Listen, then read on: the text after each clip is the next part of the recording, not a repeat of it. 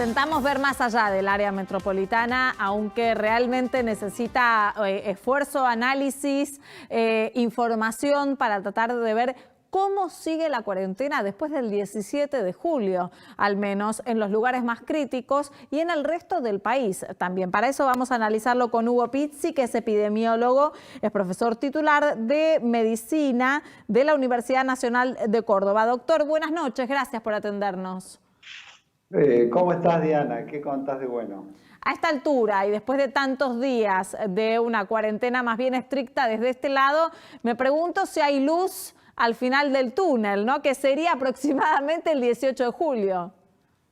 Bueno, yo quisiera transmitirte que cuando uno hace las inferencias estadísticas para evaluar todas estas cosas, nada es definitivo, a tal punto de que no te quepa la menor duda que de pronto se puede volver hacia atrás, como ha sucedido ya 3 veces, porque diríamos, es tan impredecible este virus, que de pronto, si vos no seguís la normativa de cortar la transmisión, lógicamente siempre vas a tener problemas. Claro. Yo recuerdo siempre, y lo hemos comentado en clase, en la mesa de redacción y demás, cuando veíamos los trenes del AMBA, que venían todas las personas abigarradas cabeza a cabeza. Jamás hubo distanciamiento. Bueno, esa situación para el virus, que es una cosa sumamente filtrable a tal punto de que en la historia de la medicina está en el 4º lugar después del sarampión, la viruela y el SARS, o sea, de su capacidad de transmisibilidad. Entonces, evidentemente son situaciones que son muy, pero muy delicadas y además pueden cambiar, pueden fluctuar y en cualquier momento o vos vas a tener que ajustar más o si no, si ves que las cosas se están solucionando, dar un poco más de flexibilidad. Ahora hay una cosa, Diana, que es fundamental. A ver. Cuando uno mira Argentina, son 2 mapas, 2 regiones geográficas. Ajá. AMBA y Chaco, claro, que nadie presta atención a Chaco, Chaco es un espanto, sí, y el resto del país que prácticamente está, diríamos, bien.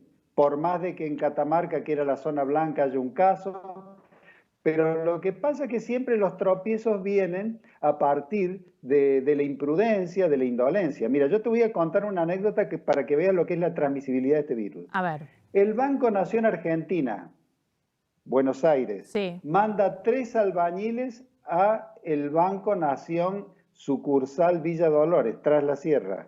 Los 3 albañiles vienen contaminados. Era una zona blanca, no había un solo caso. Se sientan a comer después de cada labor con los policías que cuidaban el banco. Hoy y comienza la transmisión. 90 casos en Tras la Sierra. Esos son imprudencias.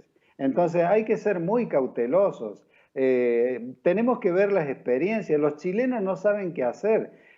Siempre se comunican con nosotros a la mañana y nos comenta de que tienen los pasillos de los hospitales llenos y tienen pacientes sobre camillas. Doctor, esto corre por cuenta mía, pero usted dice hay que ser prudente, hay que ser cauteloso. Tampoco estigmatizar a la persona que está contagiada en algún punto, pero sí parte de ser prudente y cauteloso quizás es que si mandan de una provincia a la otra obreros por necesidad, que se les haga un testeo, para ver si dan positivo o negativo y después habilitar a que puedan trabajar o no en una zona blanca como la que usted dice. Porque si no, pero Diana, en lugar de tomar decisiones por parte del Estado para ser prudentes, se le echa la culpa al pobre obrero. ¿Qué es lo que pasa entre los ciudadanos? Analizarlo epidemiológicamente nada más. 3 personas que hacen 700 kilómetros con viáticos. ¿No había en la provincia argentina, Córdoba, 3 albañiles? Es verdad. Entonces son errores, son imprudencias. Es cierto. Entonces, en estos casos tenemos que ser muy cautelosos. Sí. Tenemos que vamos estar a lo mismo, ¿no? Errores por parte de quienes toman las decisiones, no de los pobres obreros, ¿no? Absolutamente, absolutamente. Ya le voy a preguntar también por qué suceden esas cosas. Sí, no, que yo quería complementar tu pregunta. ¿Cómo le va, doctor? Y la pregunta es, además de las imprudencias, digo, ¿cuánto tienen que ver las decisiones de los gobiernos? ¿Por qué hay tanta diferencia? Más allá de las zonas, de que, bueno, el AMBA es una zona donde se concentra más gente, pero, por ejemplo, entre provincia y ciudad, provincia no está haciendo testeos, por ejemplo, de los asintomáticos. Nosotros hablamos con médicos de cada hospital. La ciudad le hace todas las semanas a los médicos de los hospitales, aunque sean asintomáticos, le hace test. Las provincias no. Le hace solo a los que tienen síntomas, incluso a los profesionales de la salud. Entonces mi pregunta es, que haya este mapa tan diverso en la Argentina, ¿también no tiene que ver con decisiones políticas de los mandatarios de cada distrito? Bueno, sí, eso habría que analizarlo, especialmente desde el punto de vista poblacional. No nos olvidemos que los lugares que nosotros estamos mencionando como contaminados o con gran índice de contaminación que han tenido que volver hacia atrás con la cuarentena, son las zonas más abigarradas de población, claro, donde la densidad poblacional por manzana es muy elevada. Entonces, si yo de pronto tengo 8 personas que están viviendo en una pieza 4x4, es muy difícil de poder frenar todas estas cosas. Además, si tenemos 2 millones de personas que se trasladan a la mañana, esas 2 millones de personas vuelven nuevamente a la tarde, o sea, ese flujo de personas, lo único que hace es tomarlo al virus y trasladarlo. Porque el virus lo que necesita es eso, necesita personas que lo trasladen. Claro. Facu. Sí, doctor, ¿y tiene que ver solamente con una decisión política o hay una cuestión también de infraestructura y recursos? Porque en el bloque anterior hablábamos de Rosario y su sistema de salud y obviamente lo que sucede en Chaco no tiene la misma densidad de población que tiene el AMBA y sin embargo es un caso muy grave como usted mencionaba. ¿Cuál es la razón ahí? ¿Facundo? Sí. Nos conoce a todos, doctor, pero qué genialidad. Sí. No, pero ¿saben qué? Yo les quiero comentar esto. A mí me da la sensación de que el problema de Chaco es una retahíla de errores y un problema político muy, pero muy acendrado en la población. Y les voy a explicar por qué. Trate de visualizar la evolutividad de esa provincia. Hace 20 años tuvimos una epidemia de cólera. Es una de las zonas con máxima cantidad de desnutrición. Claro. Es una de las zonas que menos agua potable tiene. El problema del dengue del año 2009 fue algo espantoso. Inclusive la ministra de Salud, que no era médica, que no tiene nada que ver, pero no era médica, en una arenga que le hizo a la Cámara de Representantes, dijo de que el problema era el mosquito. O sea, hay una serie de connotaciones que hacen cosas. Ahora, ustedes si analizan, evidentemente no está en mí. Yo todavía estoy con el guardapolvo tratando de salvar gente. Pero, por ejemplo, si de pronto le están diciendo hace 15 días que si utilizaron todo el dinero que mandó Nación y no lo utilizaron para lo que estaba destinado, que era para el COVID, entonces hay problemas políticos, muertes del equipo de salud, médicos y enfermeras, contaminaciones de legisladores. Entonces, hay algo que evidentemente no tiene una correlación con otras un fiscal cosas. con ganas de hacerse O sea, cargo yo de ya la le mapa, digo, ¿no? ahí hay muchos fracasos. Y evidentemente si uno no analiza las cosas como tal, mire, todo el mundo dice estamos agobiados, las cosas que nos suceden. ¿Usted cree que el personal de salud, nuestras queridas y admiradas enfermeras, no está agobiada, que nosotros no estamos agobiados la hora que es y todavía estamos trabajando, tratando de salvar? Diga que tenemos forma de salvar. El plasma es maravilloso, es milagroso. Y por más que digan que tal medicamento que fracasó o uno nuevo que ahora lo compró totalmente Estados Unidos, toda la producción del Remdesivir lo compró Estados Unidos, bueno, mire, los chinos lo dejaron de utilizar porque fue un fracaso, tendríamos que evaluar ahora qué es lo que pasa con esto. Pero ustedes que son tan sagaces para analizar, analicen cada vez que haya una situación de este tipo, ejemplo Chaco o ejemplo de determinado lugar. Va a ver ustedes que hay muchas fallas. Hay muchas fallas que se podrían haber evitado. Sí, Nico. Doctor, cuando uno, recién lo estábamos conversando fuera del aire, ¿no? Cuando uno ve el crecimiento exponencial que tuvo el conurbano de la provincia de Buenos Aires y después va a repasar la infraestructura en materia de salud se encuentra con el mismo problema que la infraestructura de educación y la infraestructura en seguridad, que no fue acompañado ese crecimiento demográfico con infraestructura. ¿Es esa una de las claves de esta expansión en el conurbano y en la ciudad de Buenos Aires? ¿O es algo que se puede salvar con hospitales de campaña porque tarde o temprano iba a colapsar igual por la gran transmisibilidad de este virus? Mire, acá el gran problema fue lo que hablamos, la alta densidad demográfica de determinados lugares, donde no se pudo manejar el tema bien. Y de pronto, cuando empezaron a poblarse los hospitales y las camas críticas empezaron a subir, con muy buen criterio todos dijeron, antes que colapse, volvamos nuevamente al control. Y con eso lo ha salvado, porque no podemos hacer lo que hizo Chile, que es yo no sé cómo denominarlo, pero de mandar en aviones a Punta Arenas enfermos. Tampoco podríamos mandar a Córdoba o a La Pampa a los enfermos. Logísticamente, desde el punto de vista científico, no es técnico, es preferible mandar los respiradores y los médicos que, guarda con esto, los médicos hábiles en esto no vayan a creer que se los puede formar en un día y no vayan a creer que hay muchos. Entonces yo creo que hay que usar todas esas estrategias para tratar de solucionarlo el problema, porque si de pronto colapsan las camas, es lo que está sucediendo en Chile, o sea, los pasillos llenos. Y además, no olviden ustedes de que un ministro y un viceministro de la provincia de Buenos Aires en un momento hablaron de apilar de una manera muy triste, que lo hemos escuchado, de apilar cadáveres y demás. ¿Lo recuerda usted eso? Sí. Lo tiene presente. O sea que yo creo que si bien es cierto de que se está trabajando muy bien y la cuarentena nos ha salvado de infinidad de cosas, prácticamente hay situaciones que ya son crónicas. Y esas situaciones crónicas aunan todos los inconvenientes que nosotros tenemos, pero de diversas cosas, desde el agua, la cloaca, el cuidado, el hospital, Ahora, etcétera. perdón. ¿Usted sabía, por ejemplo, que nosotros no teníamos en condiciones los hospitales? Sí, lo ¿Usted sabíamos sabía todos. que había hospitales que de pronto tenían 6 respiradores, de los cuales 4 no andaban, uno andaba media y el otro uno solo funcionaba? Eso en parte fue blanqueado por las autoridades que en un principio la primera medida decían que se tomaba tiempo para reacondicionar el sistema sanitario.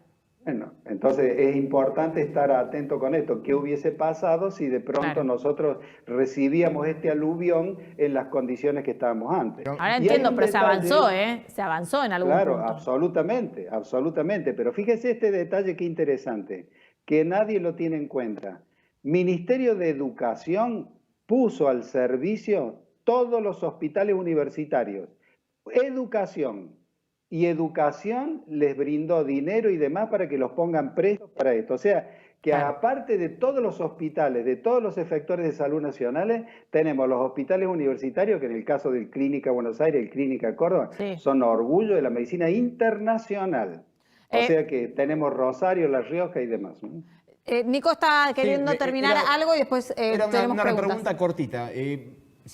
4 respiradores, funcionan 3 y todo eso, ya lo sabíamos desde hace mucho tiempo. Lo que no sabíamos y nos tomó a todos por sorpresa durante este tiempo es la escasísima cantidad de recursos humanos para camas de terapia intensiva. Usted como médico, ¿por qué es así? Bueno, normalmente, a ver, vayamos 3 años atrás o 2 años atrás.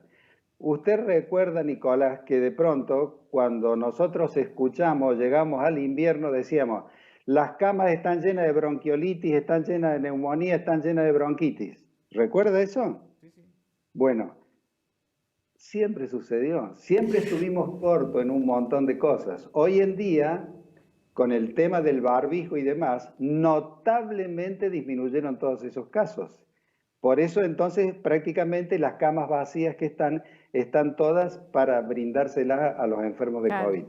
Pero yo insisto con esto que vamos a tener que cambiar de hábitos saludables y recuerden esto que les voy a comentar. Así como en la epidemia anterior que nos tocó trabajar en Buenos Aires en el Malbrán, nosotros aprendimos a toser en el pliegue del codo, a entrar a un lugar y usar alcohol en gel y demás. En esta oportunidad vamos a adquirir nuevos hábitos que es muy probable que queden acendrados en la población durante mucho tiempo. Ejemplo, creo que el barbijo en muchas personas llegó para quedarse. Así como nosotros vemos en los países asiáticos, en todos lugares, no únicamente lo usa el trasplantado, no únicamente lo usa el que está inmunodeprimido, sino que lo usa infinidad de gente que no cree en o adquirir la contaminación ambiental o no quiere contaminarse y demás. Y el barbijo es una barrera extraordinaria. Si usted no quiere enfermarse de enfermedades temporales como las vías aéreas superiores, use barbijo y va a ver lo bien que le va a pasar el invierno.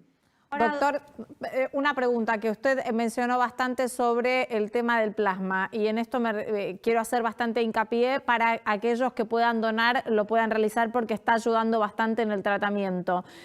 Un poco preguntarle sobre el tema, si nos puede ampliar sobre los tratamientos con plasma, ya que lo mencionó, y también qué se sabe en la Argentina realmente sobre el coronavirus, porque de un día para el otro la pandemia, el virus no se va a ir, por lo tanto va a haber que encontrar algún mecanismo para convivir con él, siempre teniendo en cuenta de no saturar el sistema.